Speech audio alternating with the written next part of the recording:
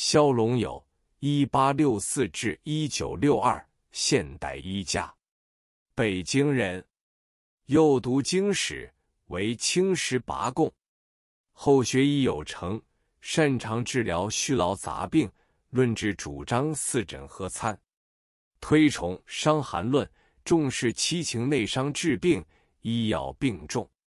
解放后，曾任卫生部中医研究院学术委员、中央文史研究馆馆员及全国医2届人大代表等职。孔伯华，1885至1955，现代医家，山东曲阜县人。少时秉承家学，自14岁起就专攻医学。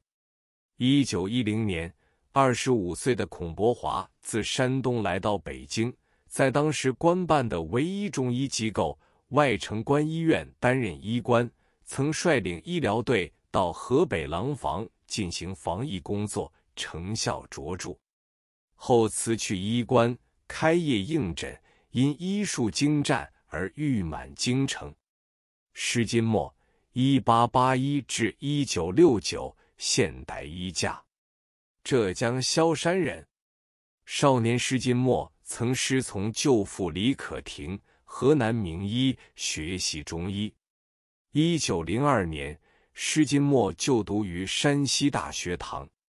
1906年，进入北京京师政法学堂攻读法律，学习之余仍孜孜不倦地钻研中医。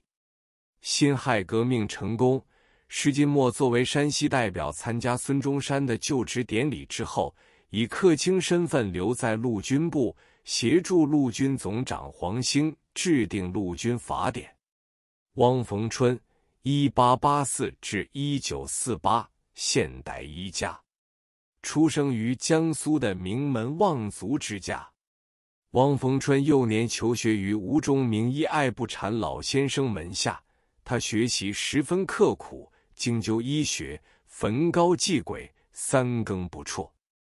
学业完成之后，又博览群书，虚怀深求，成为儒而医的博学之士。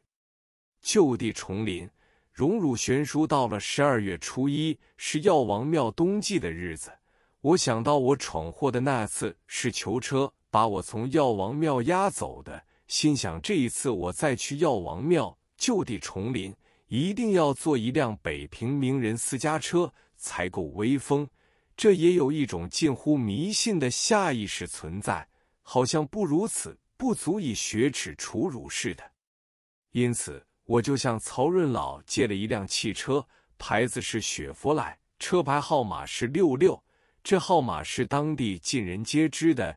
车子开到了我住的旅馆，一个司机，2个卫士恭恭敬敬地来向我请安。不久，药王庙中也开了一辆车子来接我，并有2位执年董事专程代表迎驾。我们寒暄之后，各自上车。润老那辆雪佛兰车左右各有一条很阔的踏脚板，卫士们在车子行走时，一手攀着窗口，2足站在踏脚板上，像老式的军阀一般，十分威武。2辆车子缓缓而行，到了药王庙门口。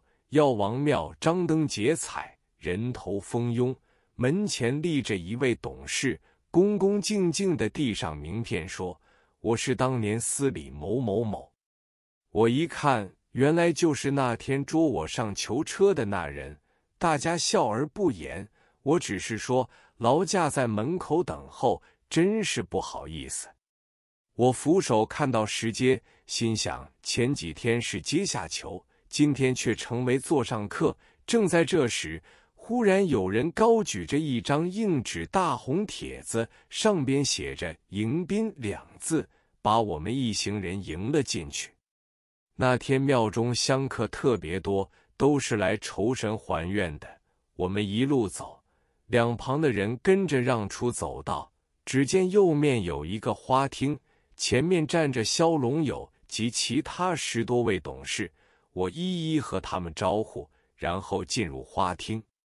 龙老年事相当高，他说：“我们先举行一个茶宴，然后再祭药王。”我一看，里面排着5张方桌，每一桌桌前有红缎绣花的桌尾，每一个桌子的正中放1只太师椅，两旁各放2只太师椅。萧老先生即要推我坐在正中一席首位，我正在推辞，旁边一个赞礼的人高声地唱着：“茶宴里开始，请主人定席。”龙老就在正中一桌拿了副筷子，双手举起。赞礼员叫着：“凤一升座。”龙老行礼如仪，又喊一声就位。龙老略略做服侍状，然后请我站在首席座位的后面，一时我不敢坐下。幸亏其他4桌也用这个就位的方式，请4位年龄最长的老名医就坐。仪式既毕，然后一同坐下。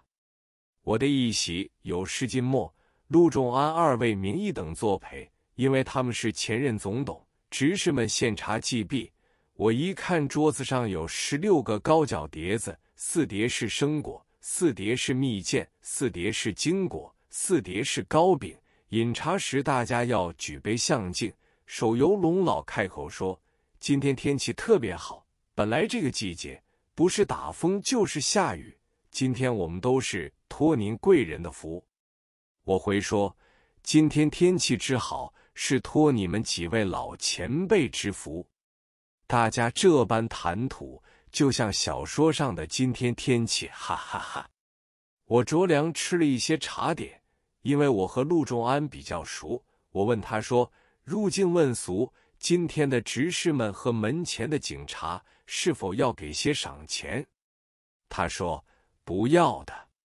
不过在祭礼完毕之后，大家分派3升醋肉时，你要预备一些现金，这是一种捐款，专门作为施诊之用。”我说：“应该。”于是要了一个红封袋，中间放入2张中南银行50元面额的红色钞票，交给陆仲安，转成龙老。